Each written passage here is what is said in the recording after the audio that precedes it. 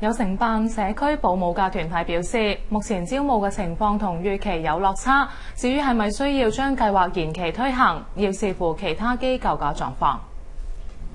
社區保姆計劃原定下個月起試行1年，不過社工局早前話，如果招募情況唔理想，計劃需要延期1至2個月先至推行。其中一個承辦團體街總話，早前為8名申請者進行面試，經初步評估之後，只有3個人合資格。有一啲嘅落差，因為始終我哋收翻嚟個工作經驗就係有好多都唔理解呢個社區保姆嘅服務究竟係啲乜嘢嘅服務啦。咁有啲亦都誤會咗，可能會係想去好似一啲家用形式咁樣。咁至於話係咪真係需要延長呢個服務，咁其實即係呢個期限，咁可能都需要再睇翻可能其他機構個狀況啦。佢又話7月底會向社工局匯報招募同申請嘅情況，無論有幾多人合資格，都會喺8月中進行培訓。另一個承辦機構婦聯話，目前只有2名社區保姆申請者，另外亦都話只有幾個人申請成為社區保姆，而家正係處於篩選階段。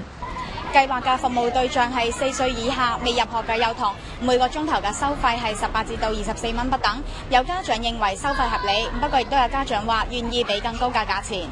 而家出邊啲兼職嗰啲 part time 咧，1個鐘都要成40蚊啊50蚊咁，佢而家先18至24 OK。湊 B B 都有俾好多心機啦，咁人哋話錢嘅話都唔係好大問題，就係睇佢對小朋友好唔好咯。